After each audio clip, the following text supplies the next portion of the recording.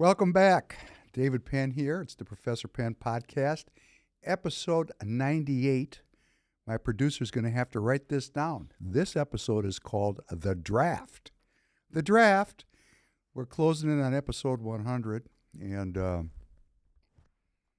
going to have to think about this over the weekend. I got to do 99 and 100 scripts over the weekend, getting ready for next week. And if you have any suggestions, let me know. One of the things I'd like to do is have more interaction, because if you ask me to present something, as Leland did when he brought me the Thomas Paine, I spent a week reading Thomas Paine.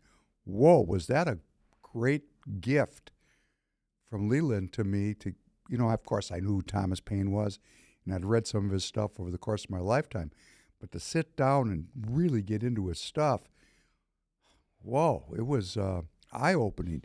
The greatest eye-opener is from 1776 to 2024, we've gone backwards. Technology has gone forwards, and the human understanding of our condition declined. And that was depressing, very depressing. And I have to say that I'm not dressed today. I don't have a suit on, because I don't feel like it. I don't feel good, and I'm going to just share with you why. Because this is a psychological, let me just give you the scene here. I've got a teleprompter and monitors and feedback video, so I'm actually looking at myself instead of looking at you. It's like looking in a mirror. So the whole thing is some kind of weird psychological, I know you're out there, but I'm actually just talking to myself here in the studio, which leads for a person like me with my psychological history to turn this into kind of a therapy session. And there is a therapy here. I get this really great feedback from many of you, and I say over and over again, I'm the greatest beneficiary of this, because it's forcing me to put up or shut up, to really live it, to really with every fiber of my being to try to search for truth. And I take chances too. I put a short out about the Black National Anthem, and boy, I'm just getting ripped up over that, because I said, well, Black National Anthem, does it really need to be that big of a deal? Because I'm watching the conservatives, because remember, we're talking about a political realignment now. We've got the leftists and the liberals in one camp, we got the conservatives in another camp, and then we've got the nationalists in a third camp. And to me, this is reminiscent of the pre-war German politics, where we had the communists, the fascists, and the Christian Democrats. And really the Christian Democrats in this current case are the so-called MAGA movement, or the Trump voters. We have the conservatives, which have been given over to the military-industrial complex and the pursuit of material gain, that their politics is all about themselves. They're narcissists, and they want low taxes, and they want low regulation, and they want to be protected by a very powerful military and police force. And they're materialists. It's all about themselves, and it's all about their personal physical safety and their personal physical cash, which makes them Marxists. They just don't understand that when your complete focus is on the material world, you're living in Marx's world. So there's very little difference, maybe no difference, between these leftists and these conservatives, which, interesting, is exactly what a Russian political philosopher named Alexander Dugin, who's one of the greatest philosophers of our generation. Of course, when I say this, there's going to be people listen, oh, David Penn's a traitor.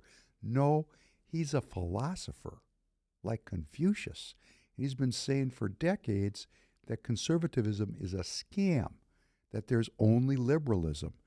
And the Trump movement, just as it ripped the face off the Chinese, who were acted like they were our friends for decades, and Trump showed up and we found out, oh, they're not so friendly. They're not so friendly. They went from being our trading partner to our greatest enemy threat in one administration. And people blame that on Trump, like he did it. No. He's just a business guy, and he's been in many boardrooms with many Chinese business people, and he knew that underneath that thin veneer of a smile was a hungry wolf. and he just revealed it for everybody. Well, in a very similar way, the Trump movement is revealing that the conservative movement is really aligning with the left against the Christian Democrats. Because even if they profess faith, faith is not the most important thing in their lives. Money and security is. That's not Christian. I'm just going to say it as a person who's steeped themselves in the Christian walk. Those who find their lives will lose it. And those that lose their life in my name will find it. That's in Matthew chapter 10. And if you're going to profess faith, it's good to read the Bible. Funny story, I was talking the last episode about my young man, my 14-year-old stepson, and he's Catholic. And, I've prayed in the Catholic Church for decades, so I know a little bit about Catholicism. But he has a father. I'm a stepdad, and his father takes him to church, and I don't mess with that because I respect another man's fatherhood. I would not intervene into that. That, first of all, if you did that to me, you'd be looking for trouble. So I like to treat others as I would like to be treated myself. I love my neighbor as I love myself. So I've always maintained a very clear border about that relationship. That's called self-governance. It's called self-governance. That's self-governing. So I've never had a problem with this man, and I've always respected his primacy relative to this kid's faith. But I did say to the kid, "Have you ever read the Bible?" And he said, "No." And I said, because he's very Catholic in his outward form, prays before he eats, and he goes to church every Sunday. And I said to him, maybe since you're a Catholic, you might want to read the Bible instead of playing those video games. And he looked at me, he goes, I said, okay, we're going to work on that one too. And that's my comment for the conservatives. And my comment for the Jews. I call them anti-Jews. I won't pick on Christians. I mean, if you're going to self-identify as a member of a religious order, it would be, I think, appropriate to understand what you claim you believe in. This is no different than the purveyors of the post-World War II Democrat liberal order, who see this as the highest and the finest and the end of history, that it can't be any better than that. What do you actually believe in? Do you recognize that your cult has regulated war and made it endless while enslaving the people to debt? What's so great about your religious order, the post-World War II Democrat liberal order? What's so great about your cult if the world's constantly at war? And here's Bill Kristol's argument. If you don't know who Bill Kristol is, please check him out. He's like the neocon's neocon. This whole charade started with his father, a PhD. Why, of course. Bill Kristol's comment was, this is the longest drought in great power conflict in history. Oh, great. So what we're doing is we're not going to have a real settling of the scores. We're just going to have an ongoing gang war where a bunch of shits can make a lot of money.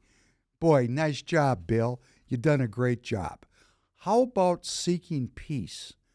This is why I say we've backslid since the time of Thomas Paine. Not in we the people. We the people are waking up. It's our leaders that have backslid. And how do we handle that? PrecinctStrategy.com. Get involved in your local party. Clean out the neocons. Clean out the people that advocate for policies that are anti the well-being of your family. Fight for the right of freedom, your unalienable rights. Your Creator granted you those unalienable rights. He granted them to you. He didn't say he was going to maintain them for you. He gave them to me and expects me to self-govern. Now, I'm doing it And there's nothing special about me. Nothing special about me. There's nothing more about me than there is about any one of you listening to me. Maybe one difference was my father taught me how to read when I was very young, and I like to read. I like to study. I like to develop myself. And that was a gift my father gave to me, but we're all together, and we're going to talk about music today. There are so many things we can do to develop ourselves, and that I'm doing every day to develop myself. So this self-governance thing, it takes some work. And the hypocrite, as Christ said, the hypocrite is the person who talks and does not do. And that's why I'm depressed today.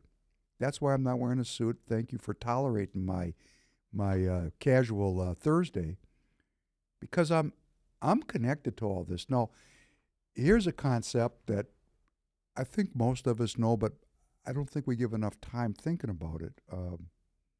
In Star Wars, they talked about the Force, right? We're all connected to the Force. The Force.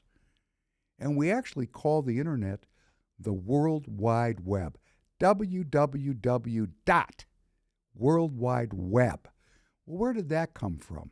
Somebody came up with that who was a pretty spooky individual, because that is a Northern European religious concept, the web, where everyone is connected. That is a pre-Christian,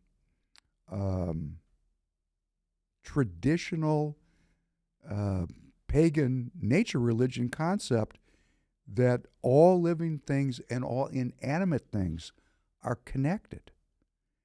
Just as the Force connects everyone in George Lucas's Star Wars scripts.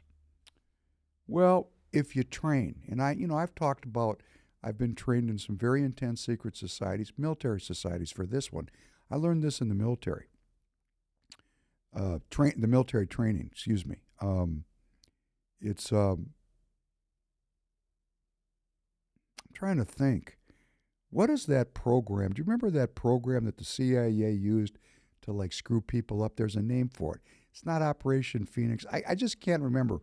But there was, MK Ultra. MK Ultra. Hey, guess what? You're looking at one of the people who was downstreamed in the MK Ultra program. And it's fenced as this horrible thing, and it could be, and it was, but the guy that taught it to me was a 6'4" professional employee of the secret agency who he's still alive. I want to go see him. I haven't seen him for many years. I remember when I asked to leave, he looked at me and he said, "You can go."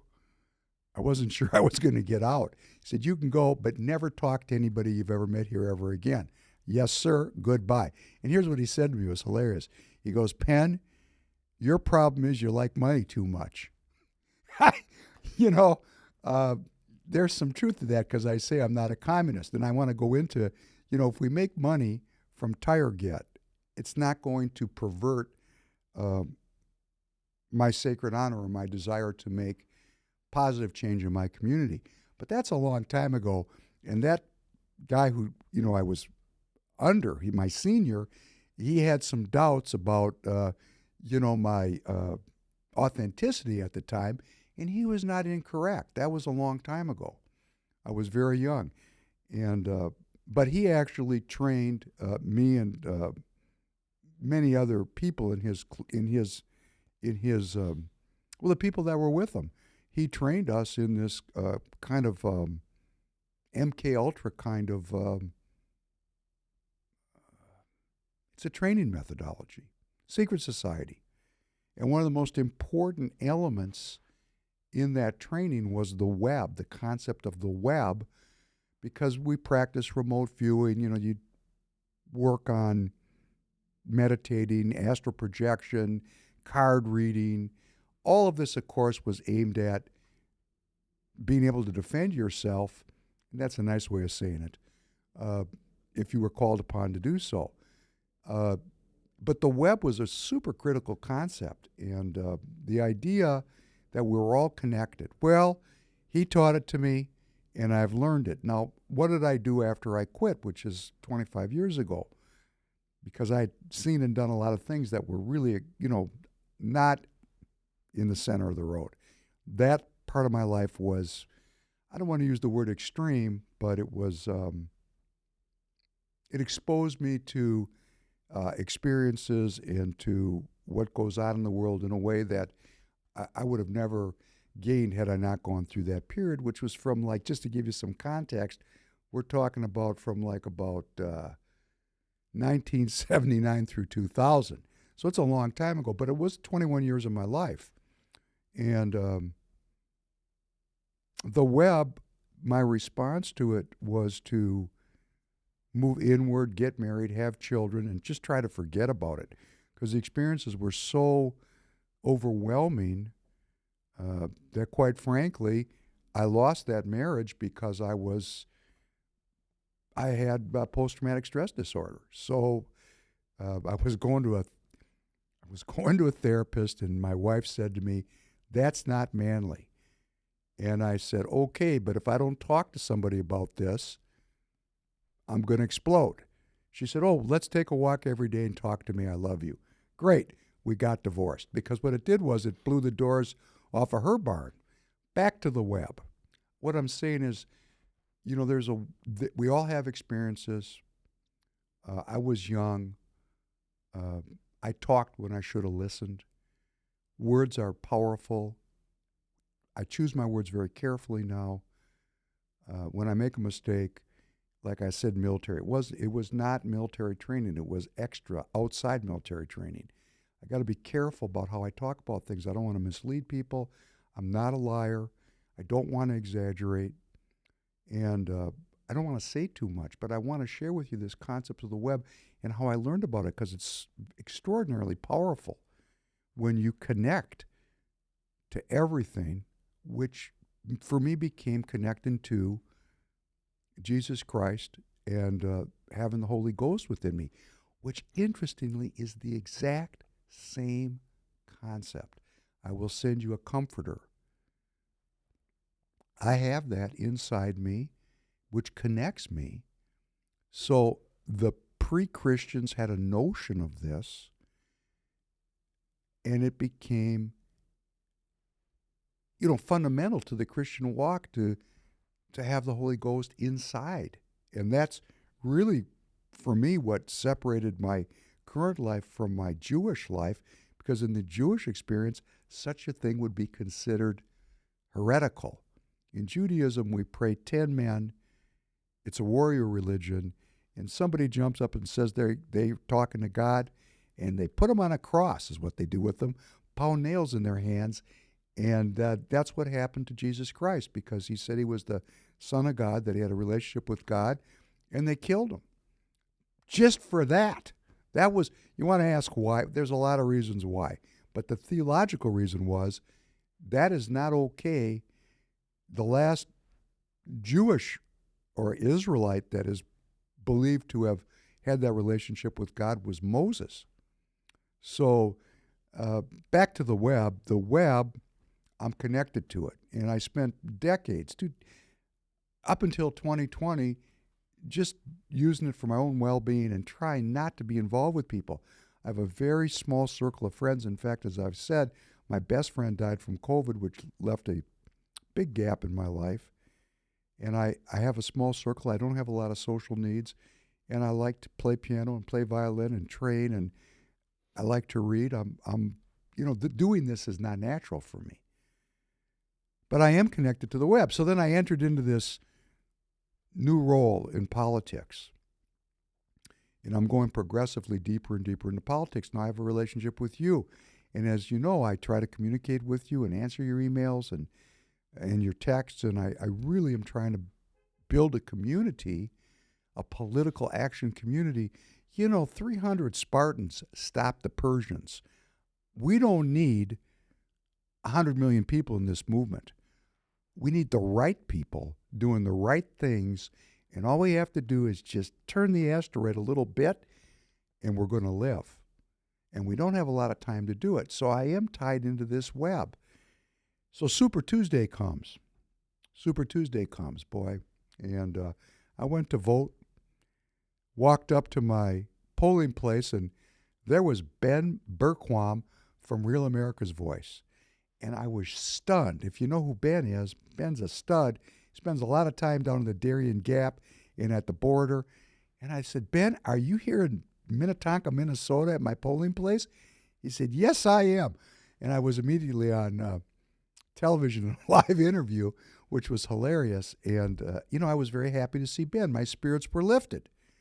And it made me feel great. It was just a high to see him.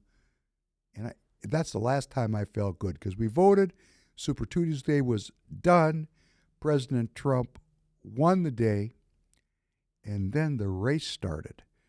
And all of the BS fell away. Now we're into the real deal. It's a two-candidate race to the finish. And I'm very tied into social media, and it is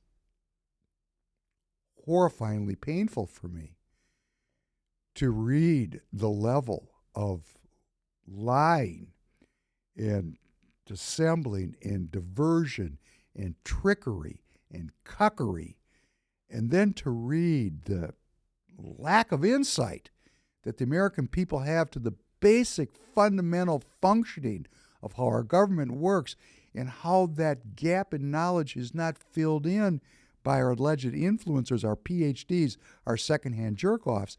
They don't lovingly tell people how the cow is chewing the cud.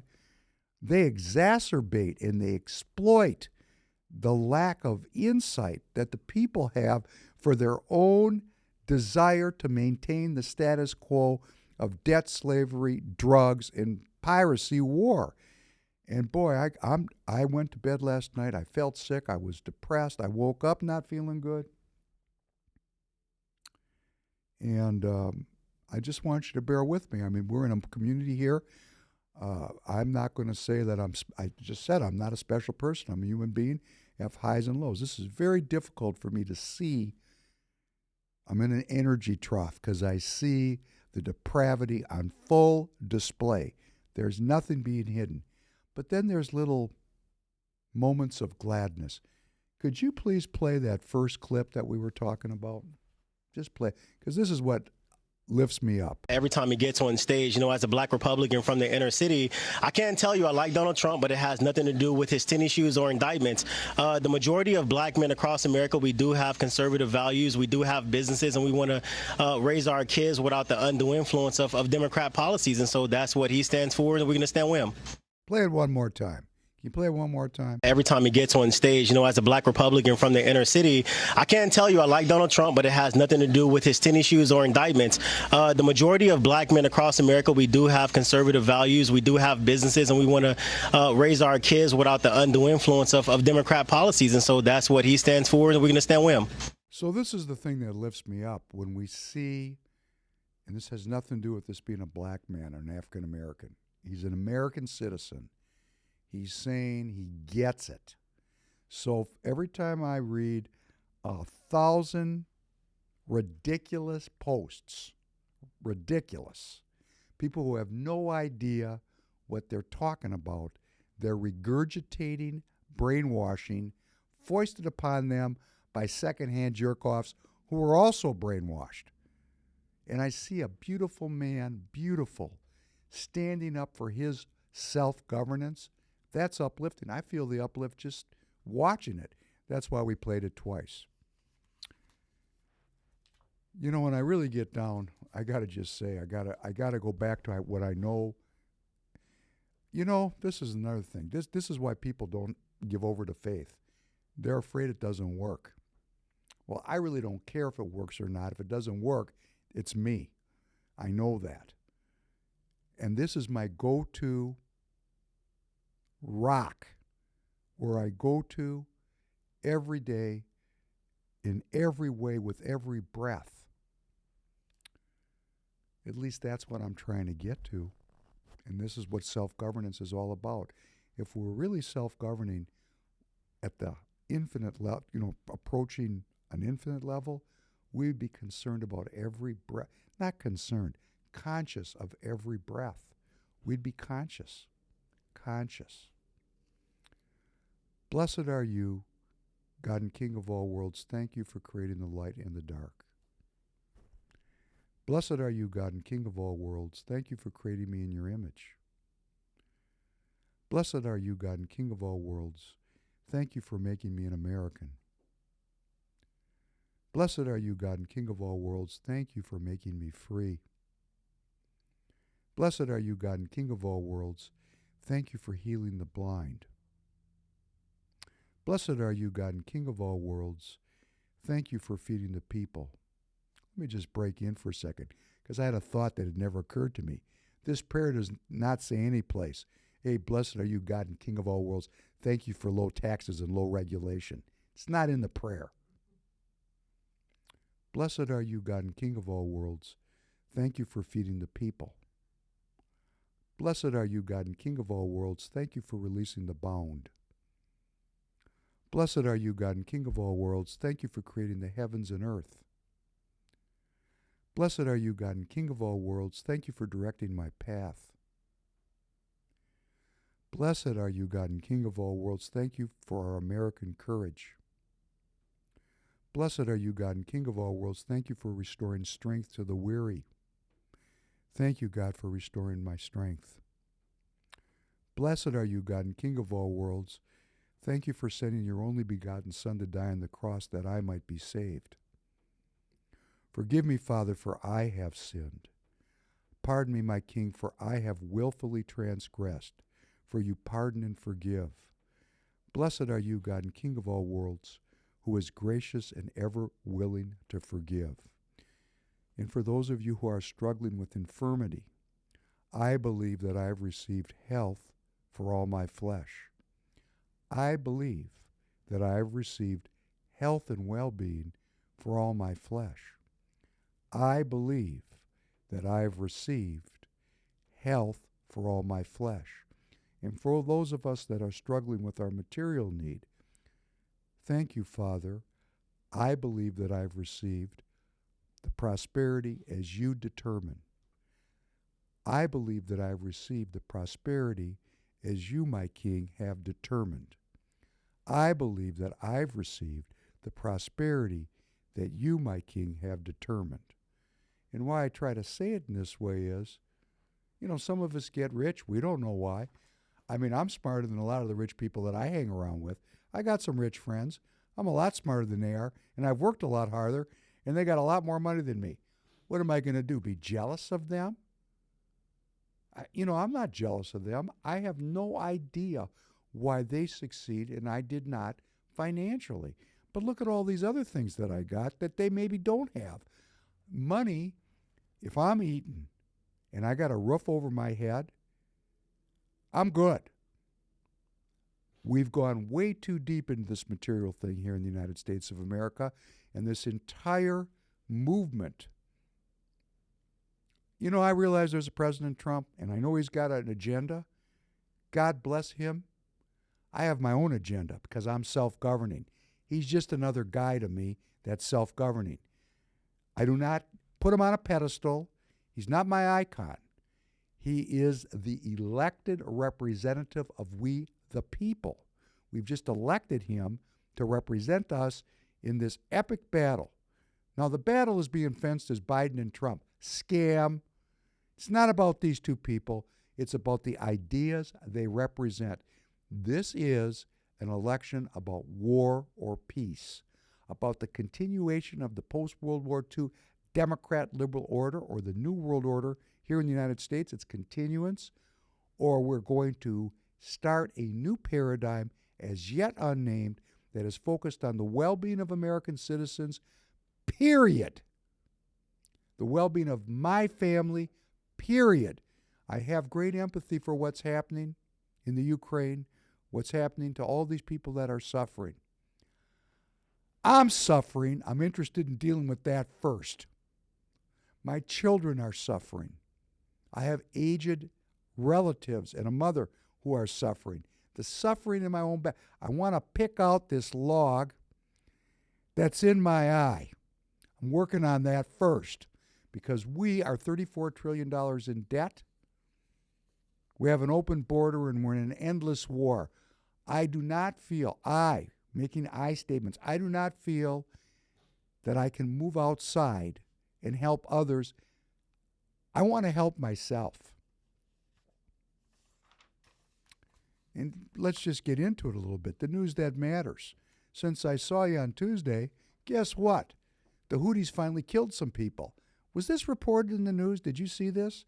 Did you see that the Houthis finally killed some people in the Red Sea there? They got the job done. They bombed a boat. 2 people were killed, 6 were injured.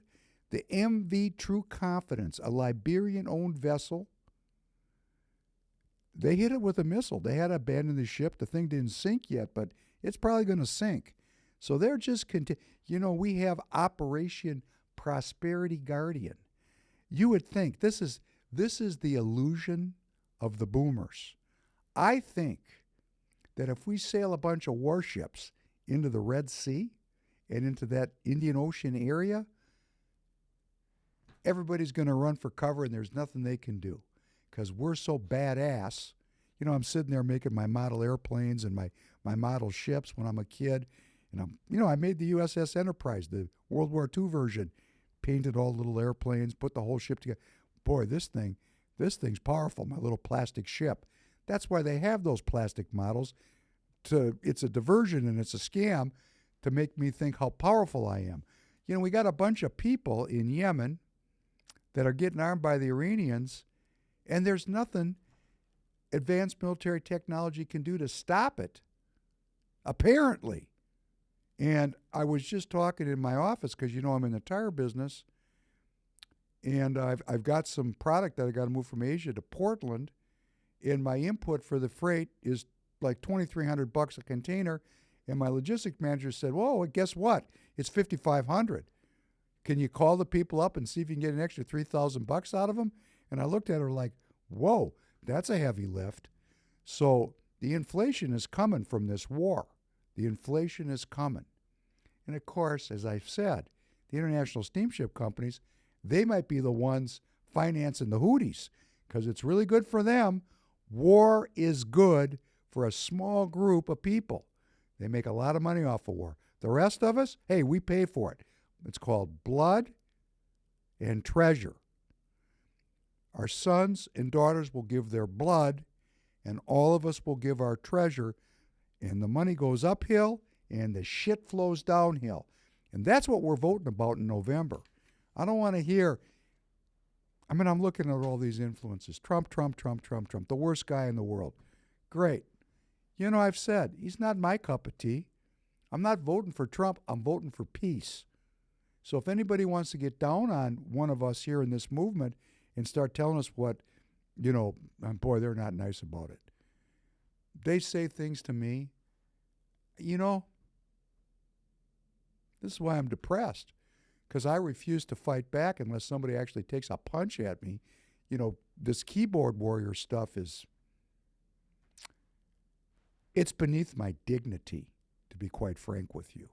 So I just continue to try to up the discourse in there, and please come on X and follow and help me, because I get people that I don't even know that are in this audience, and they see me struggling with these people, and they run as a wingman and shoot these people down for me, and I appreciate it. And if you're out there, thank you, because my role is what my role is, and we're a team, and you see these people hacking on me and you come in there and help me, I love you.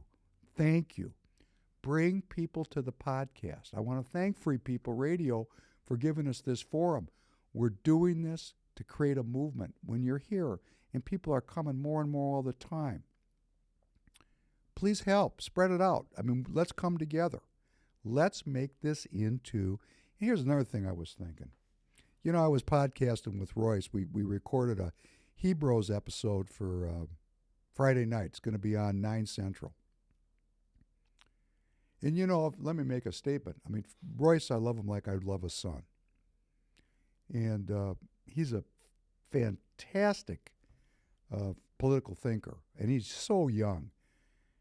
And I don't like to argue with him because, I don't like to argue. And we went, and I sat there and I listened to him for, I don't know, he probably took 2/3 of the, maybe more. I mean, I didn't do a lot of talking. I did a lot of listening. And he kind of set me up.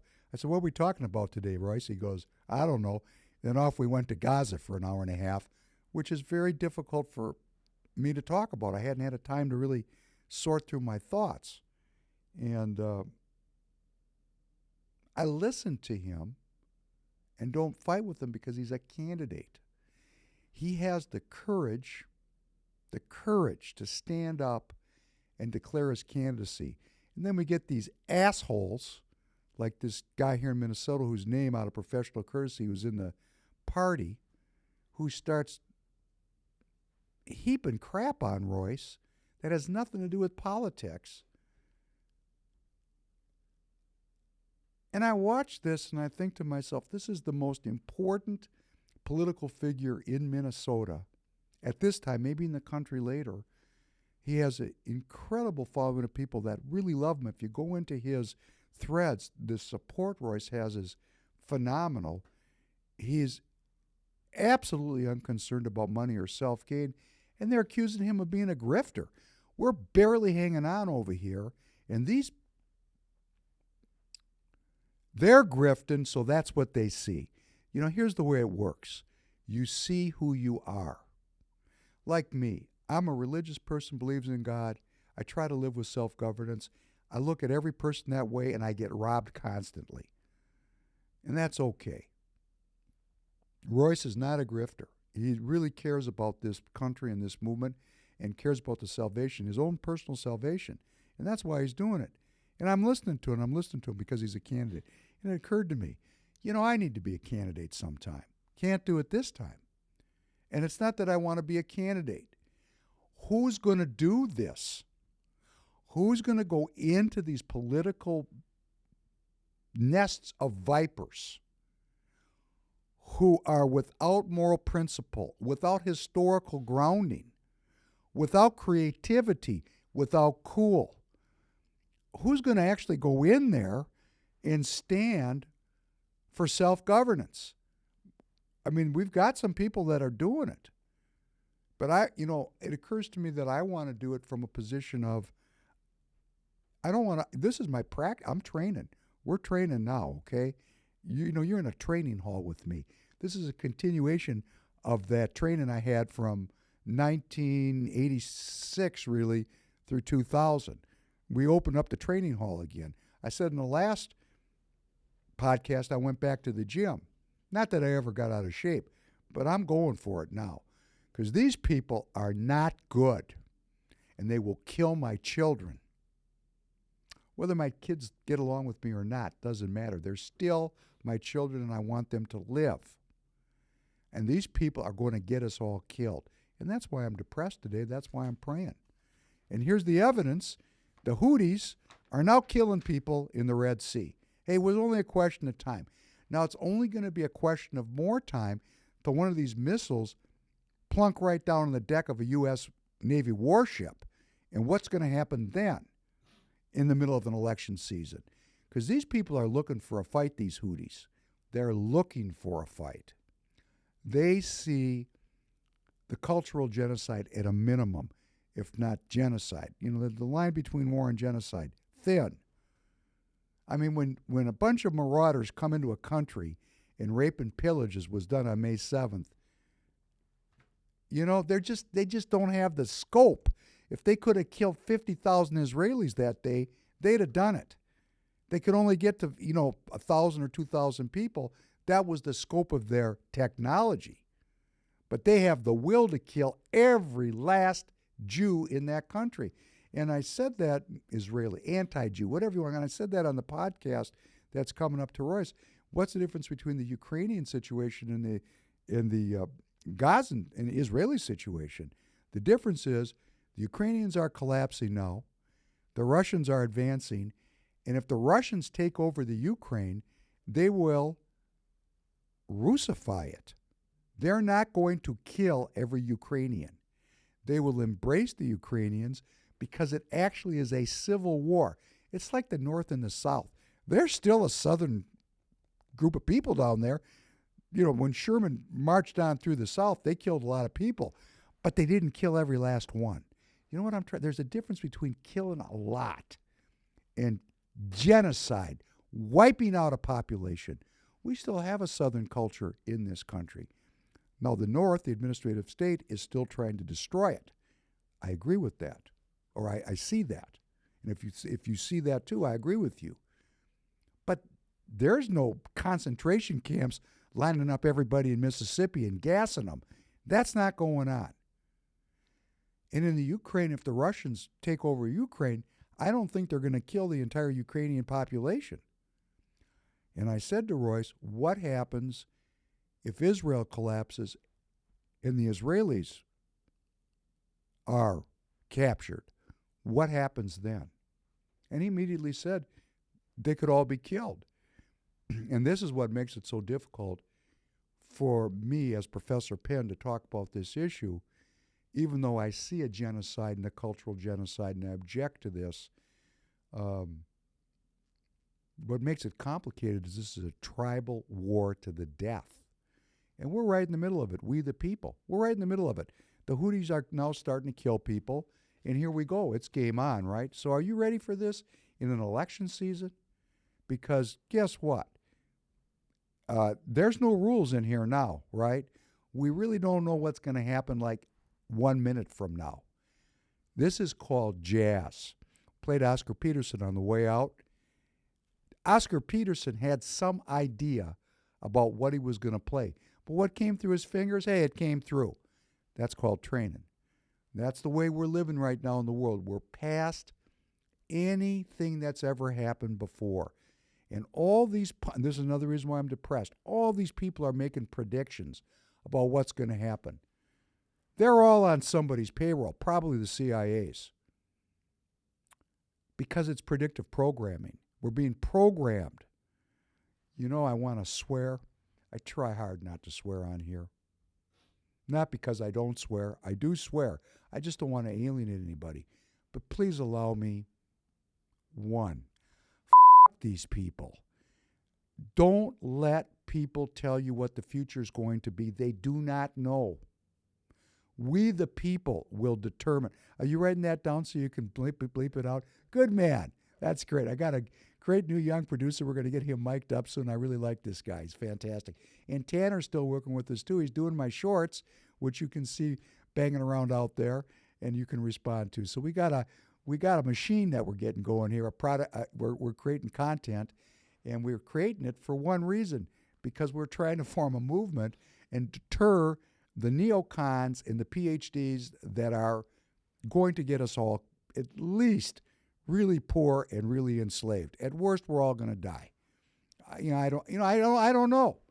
I can't predict the future, but I know what these people are advocating for, and it's not good for my family. So we've had the first killings in the Red Sea. And at the same time, what is the Fed telling us? Well, you're going to like this one.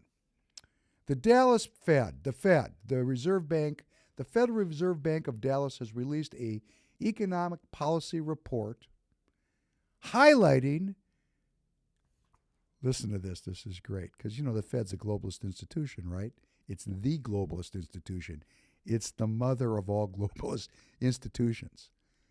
They've released a report about how important immigration is to the economic development of our country. And they've put it into very religious terms for them because their religion is money. The U.S. labor force in 2023 has grown by 5.2 million people due to net immigration. The economy is projected to grow by $7 trillion more over the next decade. And that would have not been possible with the influx of these new, which they call immigrants, not illegal immigrants. So the Fed and all of their minions, all their PhD minions, all their secondhand jerk-off minions who are going to fan out across social media are going to start telling us how important these new, as the Biden administration calls them, new arrivals. You can go right to the White House website. They call these people new arrivals. New arrivals. Isn't that nice? No, no, this is different than any other immigration wave we've ever experienced in the United States. The beta test is over. They're going for it. Take a look at what happened in Israel. That was the beta test. They brought a lot of people into the region that were not born there. And guess what? They politically took over control of the area, and now they're defending it. And they are destroying the culture and possibly the people. We'll see how it plays out. They're definitely intent on destroying the Palestinian culture that pre-existed before the arrival of the European socialist, Marxist, anti-Jews, who went there at the behest and with the support of the British Crown, who are in league to this day with the globalist institution called the Federal Reserve. And that is why Vladimir Putin calls his opponents the Anglo-American cartel. You know, there's 4 street corners, and that's just a description of reality. There's an infinite number of ways. There's an infinite number of points around a circle. So if we're all standing in a circle and we're looking at an event, we have an infinite number of ways of seeing that event. I have my own vision of what's going on. I'm trying to share it with you. I'm not going to say I'm trying to convince you. You have to see it for yourself. I try to show you, my viewer, thank you for being here. I try to show you where I go to source material. I share source material, and I'm urging you. And when like Leland says, hey, Professor Penn, hey, dummy, take a look at Thomas Paine. Thank you. If we start sharing source material amongst ourselves, our perspectives are going to broaden. These same people that are telling me how important immigration is to the future economic health of the country have set up the conditions for raging food inflation, which food has risen at a pace of over 5% since 2019. That means if we were going to the grocery store in 2019 and we go today, we're paying 25% more for our food. My income has fallen since 2019 substantially. I hope yours went up. I hope you're making 25% more today than you were in 2019, or your standard of living is declining. I will wait for a minute and let you self-assess. Are you making 25% more today than you were in 2019?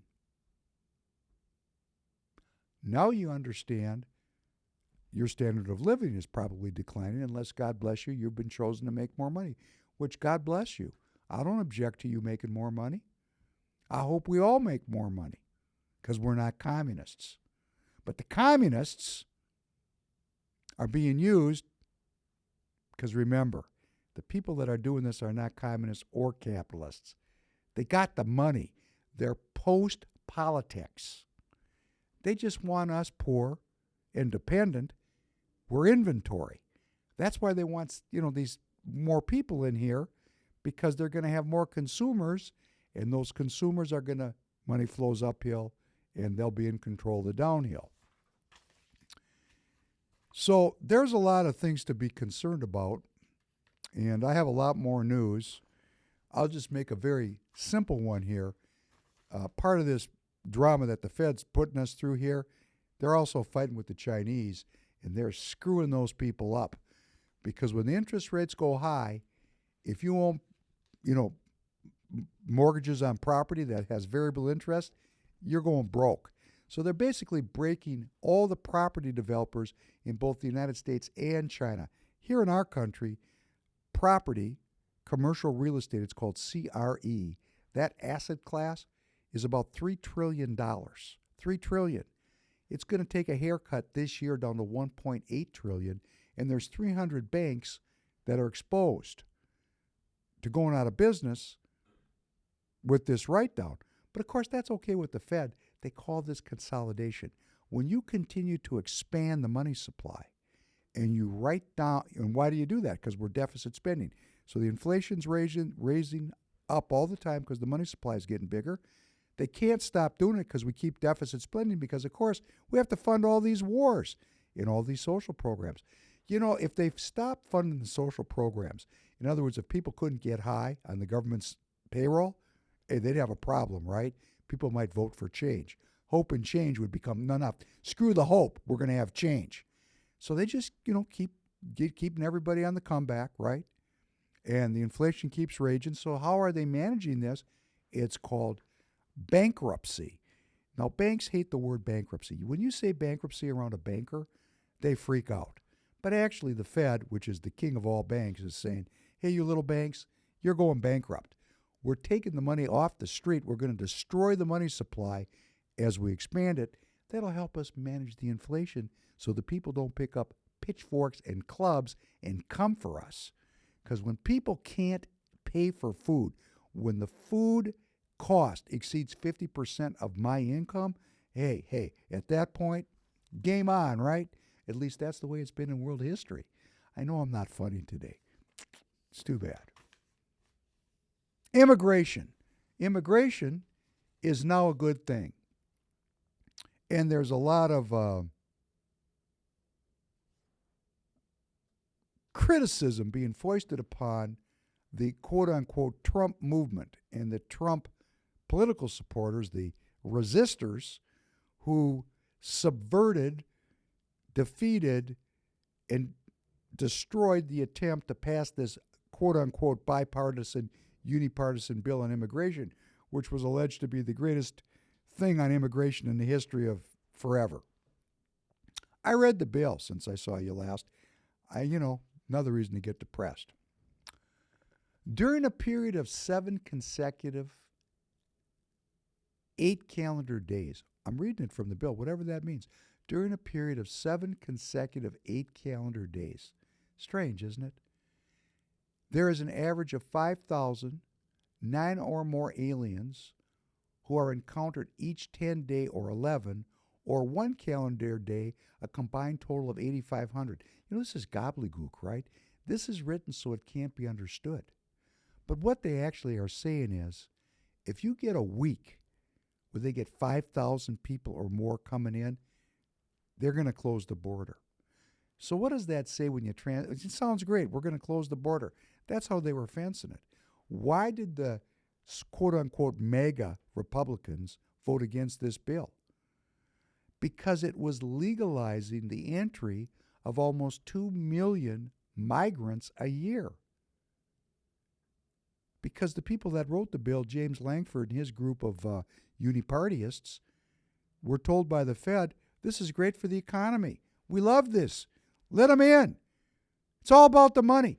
They don't care if my personal income is destroyed because of all the downward wage pressure from all these new people. That's not their concern. They're working for the Fed and the corporations, which is another thing I want to get pissed off about today, because I'm in this X space, and man, is there some crazy stuff going on in there. There's all this stuff from Senator Elizabeth Warren and Senator Chris Murphy and Senator Bernie Sanders about shrinkflation. Shrinkflation.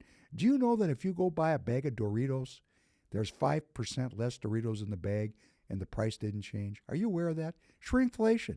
What a terrible issue. The whole mechanism of the United States government is focused on protecting me from shrinkflation. Oh, and McDonald's made $25 billion. A Big Mac is $5.69. These people need to be taxed out of. Let's talk about Doritos and hamburgers. Because, hey, we're a Dorito and hamburger culture, aren't we? Right? And all this is a giant distraction. And I'm reading all these leftists. On X, people don't know if I'm left, right. And I said the last podcast, I don't know either, because it's meaningless. Meaningless. It's a meaningless conflict between two tribes and nothing. It's a tug of war where nobody ever wins.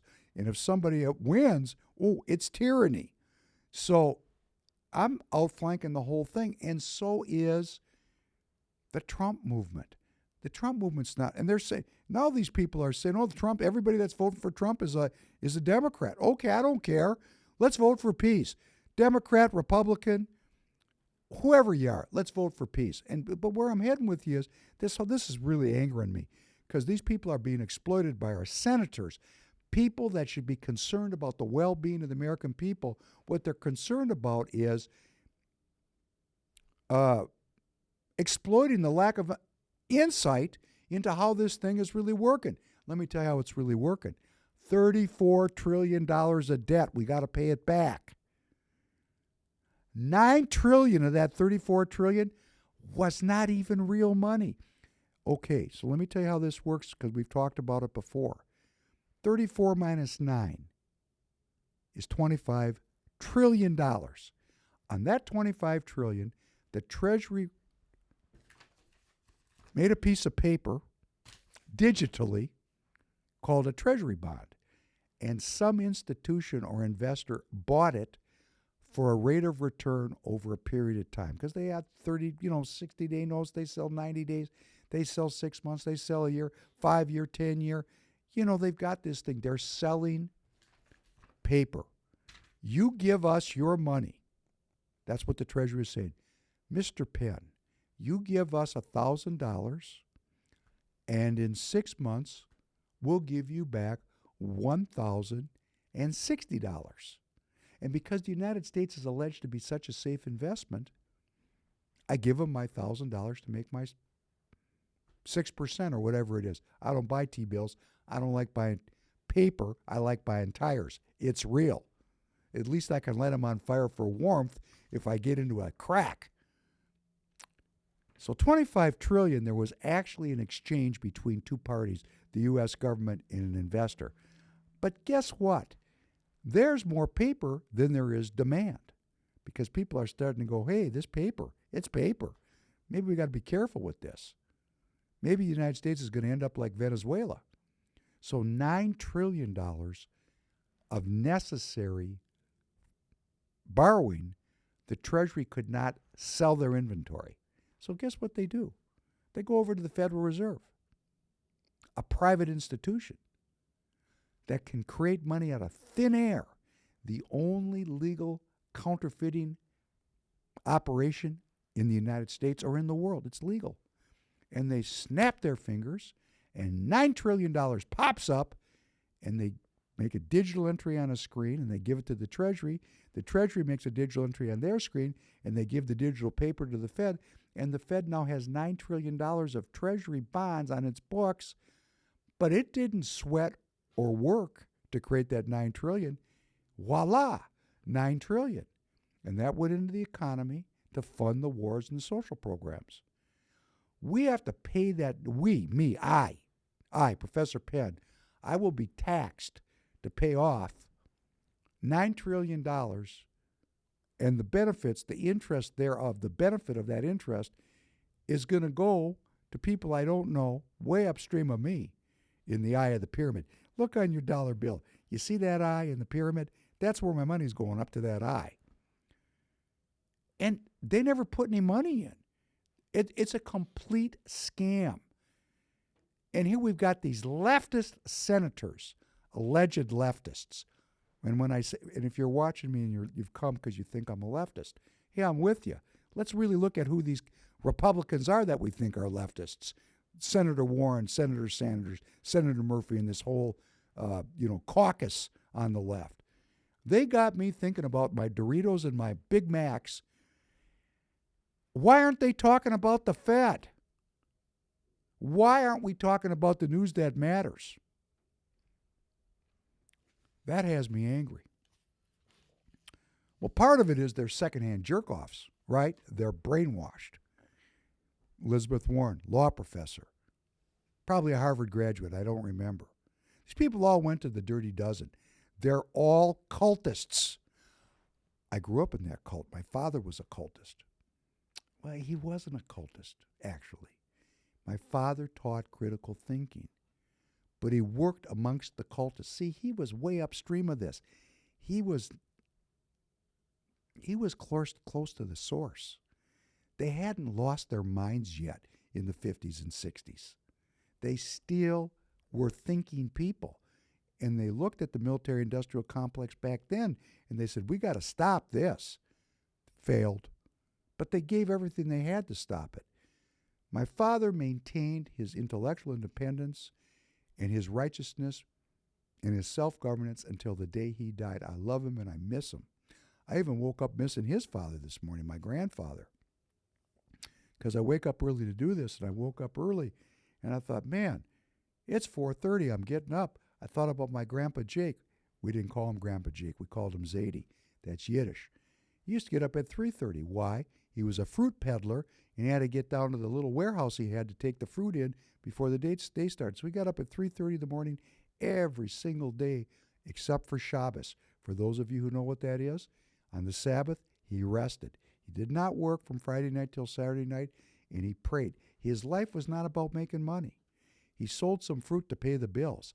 His life was given over to the search for truth. And that is why I am who I am, and that is why my father is who he was. Honest people. Thou shalt not lie. But his students, he became a secular humanist, and his students, he taught them, but it didn't stick. It didn't stick. Maybe because they didn't go to Passover. I don't know why. My father didn't believe it, but he still passed it on to me. At the end of his life, he came back to it. Another story for another day. But these secondhand jerk-offs, they lost the self-governance and they lost the importance of search for truth. Now they seek power.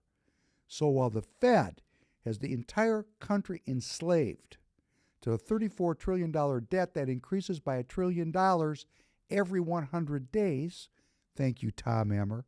Thank you, Kevin McCarthy. You had a chance to stop this. But of course, you're not really Republicans either. See, these Democrat-Republican doesn't mean anything. These people are cultists. They're uni-party cultists. Now, maybe Tom Emmer can repent. Maybe, as I said every time, raise your hand if you voted for George Bush. People see the truth because we talk to each other. That's why I'm doing this.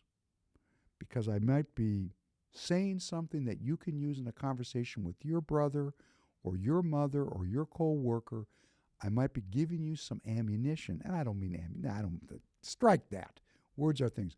I might be sharing some information with you that you can use yourself in trying to advance the search for truth across all the members of our population. Because, of course, our leaders are depending on our population to maintain themselves as dumb as dirt. And as long as we're dumb as dirt, guess what they're going to do? They're going to walk all over us. And that's another reason to be depressed. Let me tell you that in the Senate, they passed a continuing resolution, and in the House, they affirmed it to kick the can down the road once again to allow the money spending to keep going, which was baked in the cake when McCarthy and Emmer, with Democrat votes, passed the debt ceiling bill. They're not going to look at this money until the 2nd of January 2025. And we're going to look up, and it's going to be about 36, 37 trillion, and we're going to freak out because that is not sustainable. GOP Senators Marsha Blackburn of Tennessee, Mike Braun of Indiana, Ted Budd of North Carolina, Mike Crapo of Idaho, Ted Cruz of Texas, Josh Hawley of Missouri, Ron Johnson of Wisconsin, Mike Lee of Utah, Roger Marshall of Kansas, Eric Schmidt of Missouri, Rick Scott of Florida, Tommy Tuberville of Alabama, and J.D. Vance. These were the only GOP senators that voted against this continuing resolution to allow this debt to continue to go up, to enslave the people to debt. Now, I look at this list of people. Some of these people, I'm not quite sure why they voted the way they did, because they more often than not vote uni-party. But again, this is an hour of choosing. This is a moment of free will. This election is critical. This is not a referendum on Trump or Biden. This is a referendum about, do we want to have war or peace? Do we want to have debt slavery and poverty or prosperity? Do we want to have servitude and tyranny or freedom? So perhaps some of these generally uniparty senators are repenting and saying, wow, I get it now. Maybe they're listening to the podcasts. The ideas are out there. It's not, hey, I'd like to have 10 million listeners, but other people do. Maybe they're listening. Maybe they're seeing what's going on. Maybe the courage that is building up amongst some of the people is now becoming contagious. And they're saying to themselves, hey, I'm at the end of my life. I don't know how many more years I'm going to live. I'm a senator after all. I'm in my 50s or I'm in my 60s. What legacy am I going to leave after I'm gone? That I was a unipartyist, that I was a toady, a brainwashed member of a cult, or I stood up and self-governed. I want to talk a little bit about music, just briefly. One of the things I'm going to do, I love music, and I play the violin and I play the piano and I sing. I'm just going to listen to music. I'm just going to put my headphones on. I mean, not in the car. And even in the car now, I'm doing research for the podcast all the time. I'm going to sit down. I'm not going to make a commitment. I'm going to think about the commitment over the weekend. I'll come back to you next week because I don't like to talk without doing.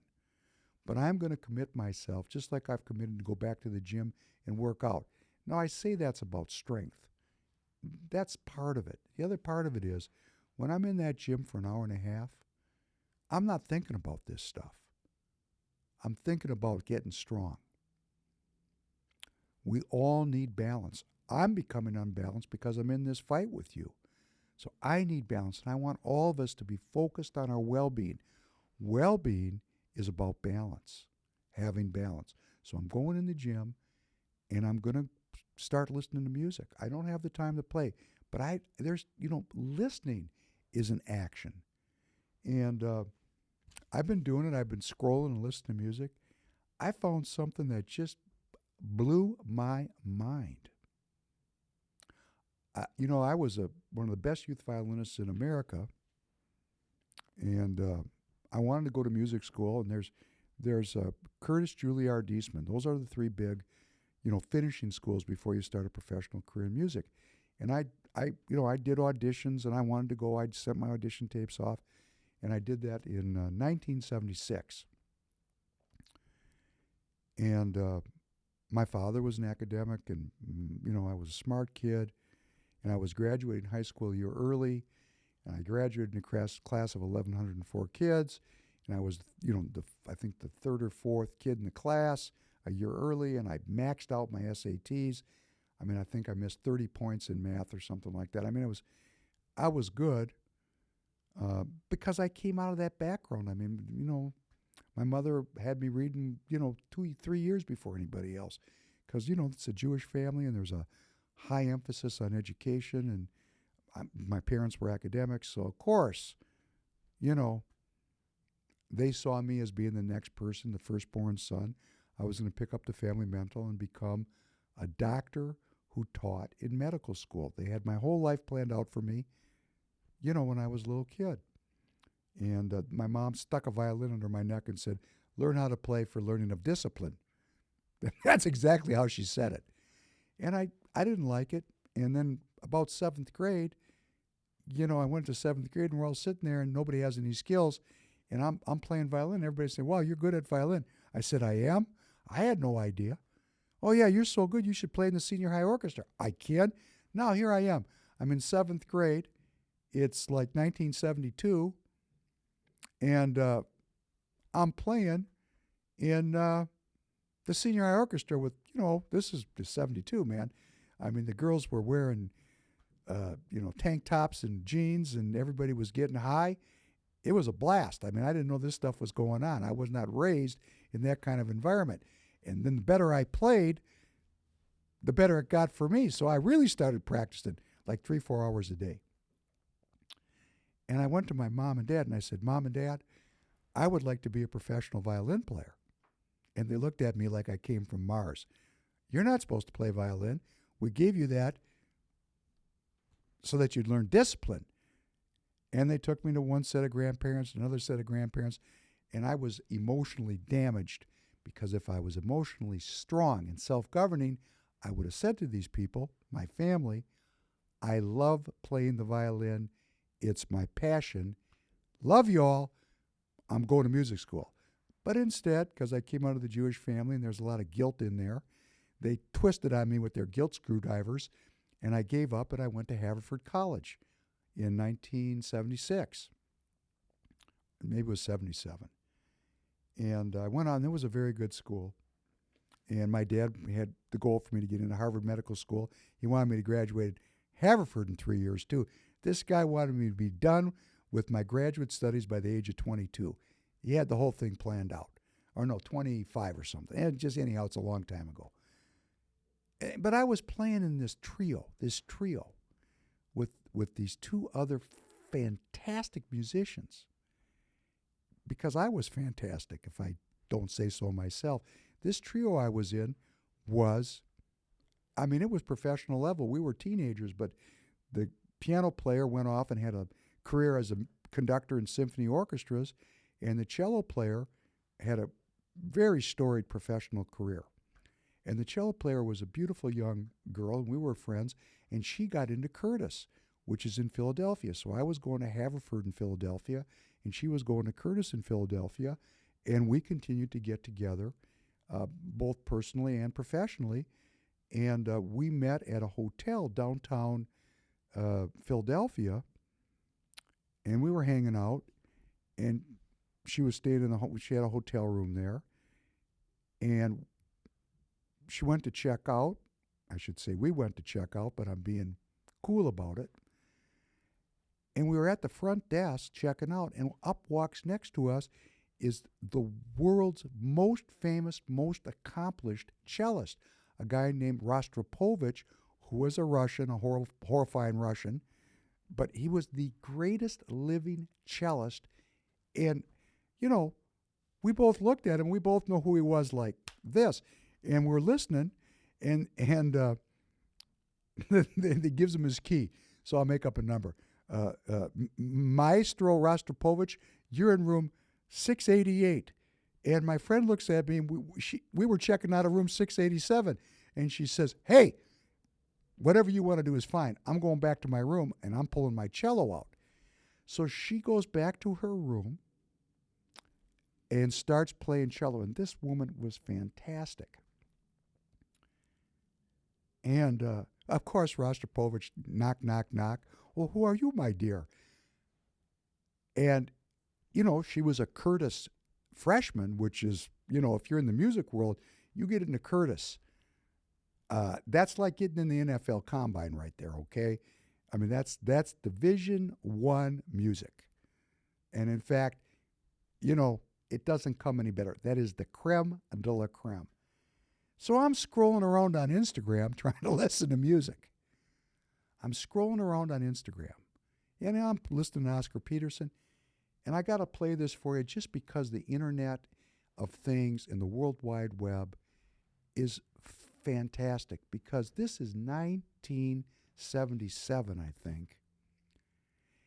And after, she played in her room, and she met Rostropovich, they became friends, and Rostropovich adopted her as a student.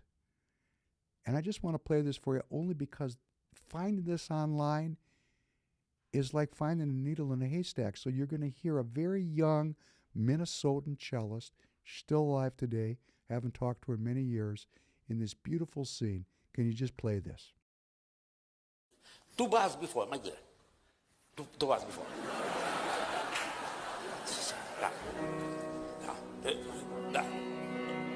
One, two, three, four. No, you make here slow. No. 1, 2, 3, 4. 1, 2, 3, 4. Bam! Oh, exactly.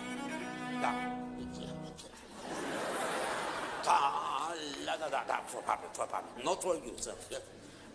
That's so beautiful. 3, 4, for you.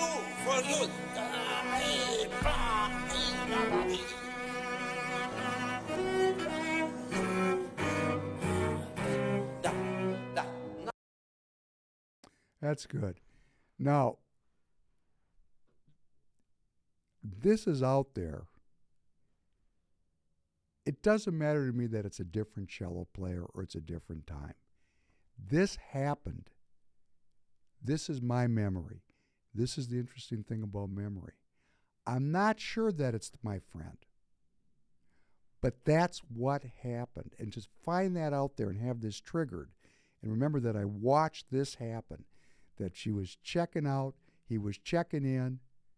I'm not even sure. I mean, I don't even know how this happened to me. But I just wanted to play that just to let you know how good these young musicians are and the transmission of the old to the young,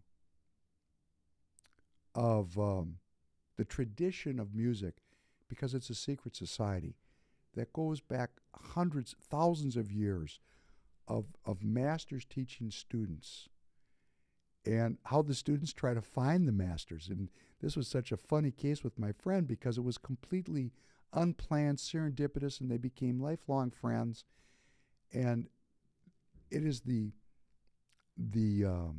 beauty of music. People play music so that people listen to them. I'm a player, so I forget about the listening part. But if nobody listens, who cares if someone plays, right? I guess you could say you could play without a listener. But I'm going to tell you, as a player, I don't practice because no one's listening. It takes the listening, it takes the performing to make the practicing worthwhile. And so there's this secret society where this fantastic tradition comes down through time, and young people find mentors and develop their skills and then share it with me and share it with you. So I urge you, and I'm going to commit to it, and we'll talk about it again, to balance out this very complex and really dark energy we're dealing with, to work out, go to the gym, take a walk. You know, yesterday I lived on chocolate and cookies, and I said to myself, what am I doing to myself? Now, I have the health to do it, but we have to eat well, we have to train, we have to work out, move. We have to move. And we have to use, or not use is the wrong word, we have to immerse ourselves in art to balance really the vile energies that are upon this earth at this time. It's almost as if the gates of hell have been opened. Or if you're like me, I'll just say, the seals have been broken. Thank you, boomers. We broke the seals. We didn't self-govern. And look at all this manner of craziness that's all upon us. And the world's on the verge of nuclear war. So what I'm going to do to balance this out is I'm going to eat well. I'm going to sleep well. I'm going to move. And the art, maybe you like painting or visual arts. I'm going to take time for the arts that I love to balance out, to maintain my well-being. Because we are in a, it's all military, metaphors. We're in a transition to peace or war. And I want to be strong to stay here. Of course, my life is not promised to me any more than yours is. So I'm going to be here as long as I can, and I want to do the things that help me maintain my well-being, because ultimately all this secret society stuff is really, if you get on the right side of it, the light side of it, it's about longevity. So let's end talking about things that are not cool. Can you play number 2?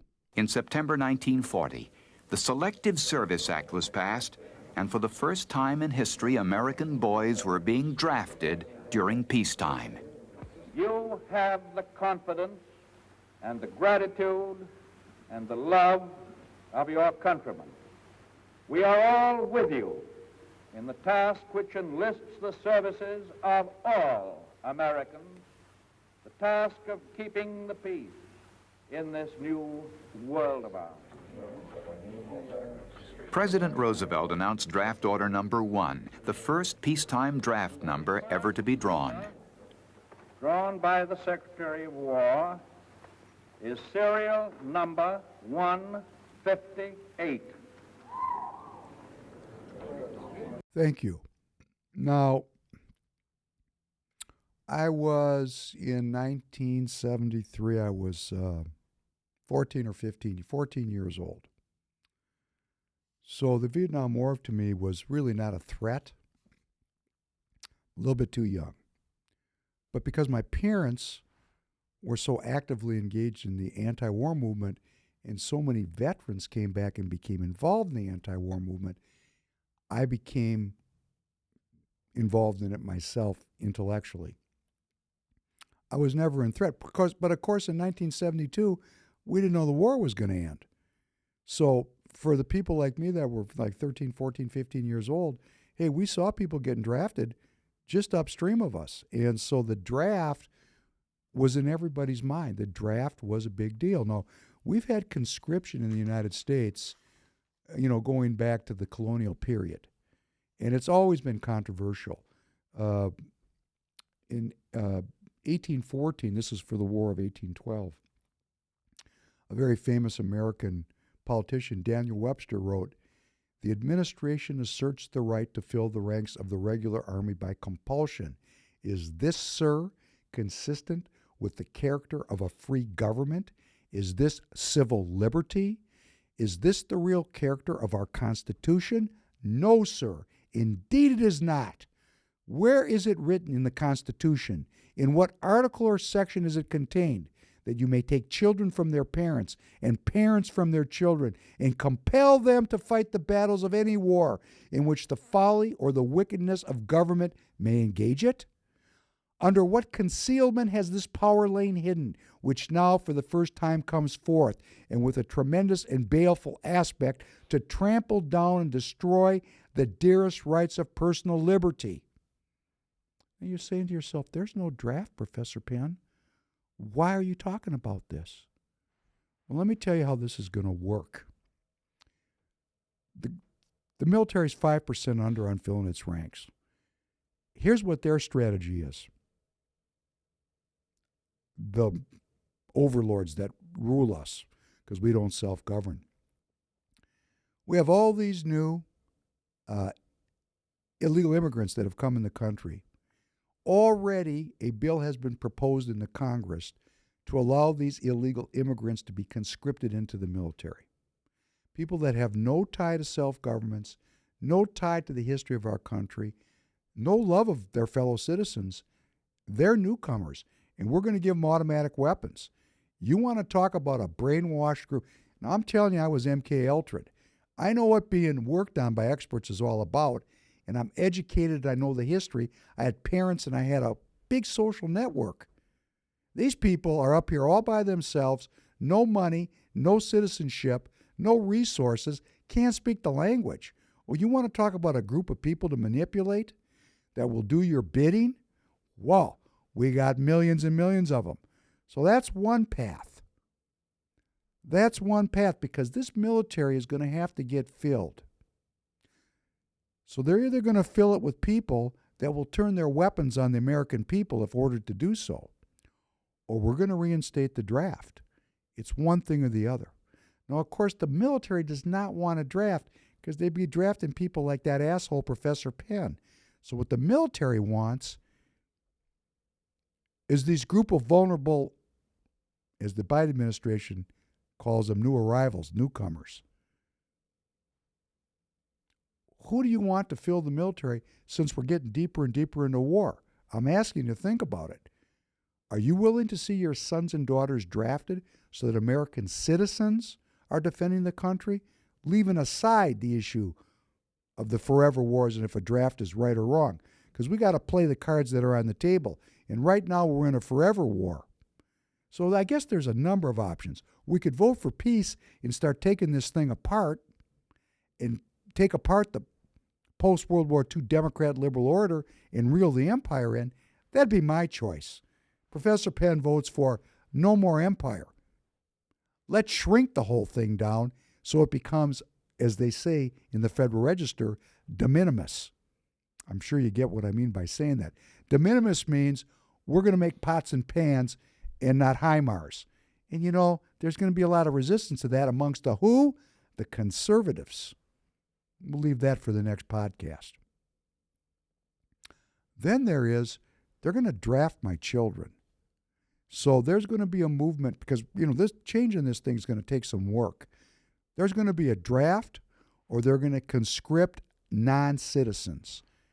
That's where we are. This is not predicting the future. The bills are already in the Congress. I am not fortune-telling. I'm reporting to you the legislation that is now moving its way through the halls of our elected representatives. Now, we've had this draft thing going back to the Revolutionary War, Civil War, World War I. We had the Selected Service Act of 1917. And that's when they started to let African Americans participate in the military. In fact, the draft was universal in World War I, and it included African Americans, black people, on the same terms of whites, although they served in different units. So it was, segregation. But they did get into the military, and they did give their lives. In all, 367,710 black Americans were drafted. That was 13% of the total.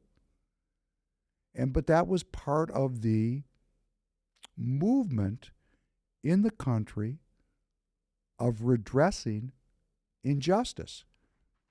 And trust me, this is going to come up. They're going to say, whoa, just the way black men and black families gained equality through military service, that's what we're going to do with all these illegal immigrants. They're going to try to cast these illegal immigrants on the same terms of previous immigrant waves and of the experience of the slaves the black slaves that were brought here. They're going to use the race card, in other words. But there's a difference. There is a difference. And the difference is these people are being brought here specifically to destroy the self-governance of we the people. They're not being brought here to become part of a self-governing America. And then there's going to be people that say, well, that's what they said every time. And yes, they did. So this is another problem that we have to work through dialogue, because this immigrant wave could be said and could be viewed no different than the wave that brought the Germans here, or the Irish here, or the Jews here, or the Italians here. And all those groups have been integrated into our American experience. And who's been very dominant in this has been the Democrat Party, because the Democrat has learned how to use immigration as a tool for gaining political power, not necessarily for bringing forth the well-being of the people. So we've got a lot of issues to sort through here on the Professor Penn podcast about how to think about this, how to talk about it. But I will say that my investigation or my look at this immigration piece from the beginning till the end and how it's linked to the draft and the service piece, this group of immigrants that are coming, they're being run up here by international organizations. This never happened before. It's never been. Immigration was organic. This is artificially constructed to run these people in the country for political reasons. In other words, when the Jews left Europe, they were tumbling the hell out of there any way they could get out, and they went any place they could go. And there's going to be people that are going to make the argument they came here to bring Jewish Bolshevism here. These arguments are complex. You can see I'm not prepared to talk about it.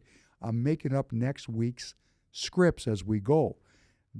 I have to think about this. What's the difference between this group and all the groups that came before? Well, I'll tell you one difference. The border's open. When my grandfather came here, he went through Ellis Island, and he came into the country through legal methods. There's a big difference, isn't it? That there has always been legal immigration. We've never had an illegal wave like this.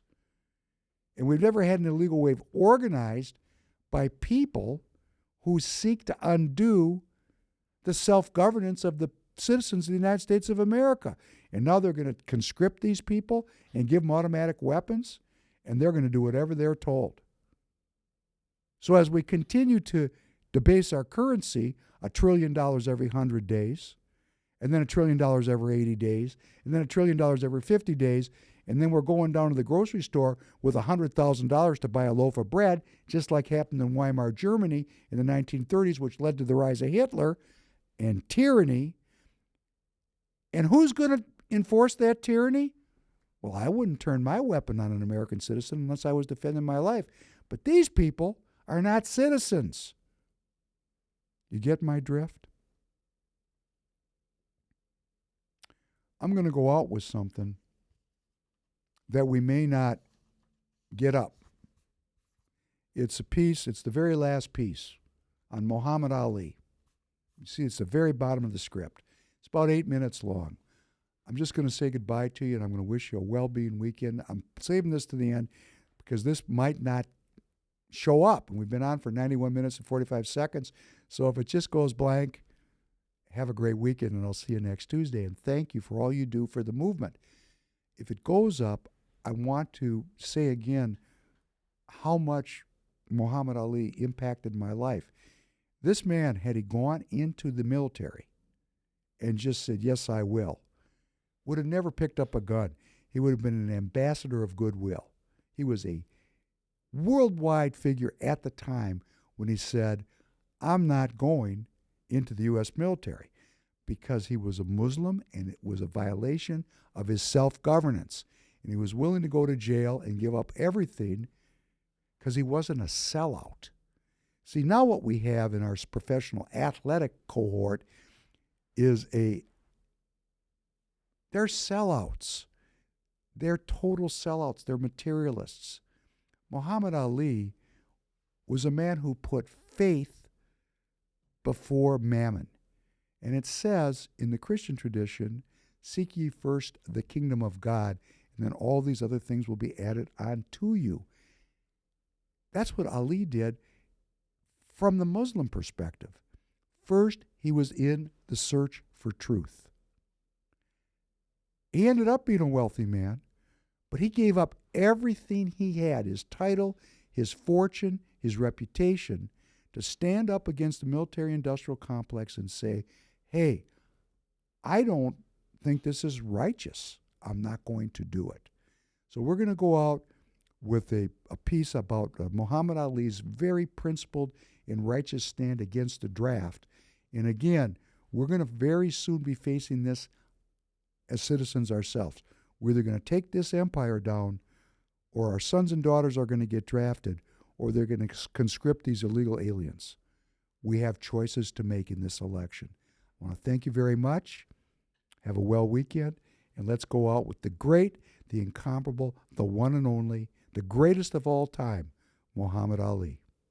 Before the Foley fight, Ali had received word that he had been drafted and would have to report for induction the following month.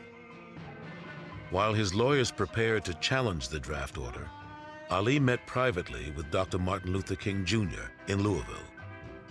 King was in town to protest the city's segregated housing. Though the two men differed about black separatism, they found common ground in their views on the war in Vietnam. What did you discuss back in the hotel room? Nothing, just friends, just like Khrushchev and Kennedy and everybody. When the people, all of the politicians of all other white races come together, and they, although they believe different, they think different, whites can come together and discuss the common cause. But whenever a few of us come together, the world is shook up. And I say, whatever went back there is our business. Reverend King, do you agree? Oh, yes, yes. We had a very good discussion on many matters. And, of course, these are not things that we would discuss here, but we do have common problems and common concerns. And above all, as Muhammad Ali has just said, we are all victims of the same system of oppression. And even though we may have different religious beliefs, this does not at all bring about a difference in terms of our concerns. Still brothers. Do you share the same, one more question, do you share the same concern that Muhammad has for his draft status? Oh, I certainly do. My views on the draft are very clear. I'm against it. And I think the sooner our country does away with the draft, the better it will be for everybody. In April of 1967, hundreds of thousands of anti-war protesters marched in New York City.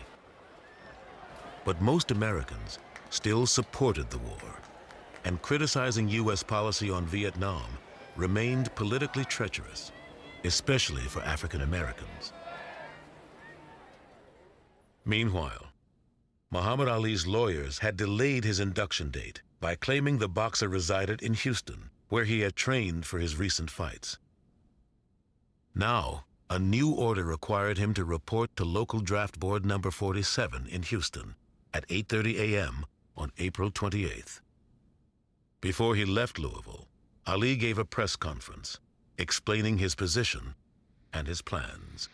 Why should me and other so-called Negroes go 10,000 miles away from home here in America to drop bombs and bullets on other innocent brown people who's never bothered us? And I will say directly, no, I will not go 10,000 miles to help or kill innocent people. 5 days later, Muhammad Ali, flanked by his lawyers, arrived at the old post office building in Houston. Inside, as Ali underwent his physical, he joked with his fellow recruits, demonstrating the Ali shuffle in his underwear. Then, at the induction ceremony, Ali refused to step forward when his name was called. A Navy lieutenant explained the penalty should he be found guilty of refusing induction: a $10,000 fine and up to 5 years in prison. Given another chance to step forward, Ali refused again. Ladies and gentlemen, Mr. Muhammad Ali has just refused to be inducted into the United States Armed Forces. The reaction was swift and severe. Within hours, the chairman of the New York State Athletic Commission denounced his conduct as detrimental to the interests of boxing, stripping him of his license to fight in New York. Almost every other boxing commission in the United States followed suit. The World Boxing Association took away Ali's title for a second time. Well, at the time, I was in the service, and one would think that I would think of him as a traitor or someone who didn't want to do what I'm doing, you know. But I was all for it, and I found that many of the black servicemen were all for it as well. They appreciated him speaking up because at the time there was a lot of dissent among African-American servicemen. This was the Vietnam era. A lot of black men were being killed. They were thinking of themselves as cannon fodder. And I met some of the most radical figures I've ever met in the ranks of the Air Force and the Army. So we appreciated him speaking out and saying things like that. As much as I think everybody should pull their tour, I think they are overemphasizing the need to bring Cassius Clay into the service if he professes to be a Muslim minister. His religious beliefs are his own. This country was set up on the basic concept of religious freedom, of freedom of expression. I don't believe that he should be persecuted or ridiculed because of his beliefs. Simply because Muhammad Ali has these beliefs, there's no reason why people should go against him. I think he is a great champion, and they should respect his beliefs. That's why I'm here right now. Do you think that they're being unnecessarily harsh on him? I think they are. Everybody knew that if he had been drafted into the Army, he would, like Joe Louis and Jack Dempsey and every other boxer, he'd give shows. He'd go and shake hands. He'd be in charge of morale. He wasn't going to be fighting the Viet Cong. And he knew that. Everybody knew that. So what he was giving up had to be for principle, couldn't be for fear.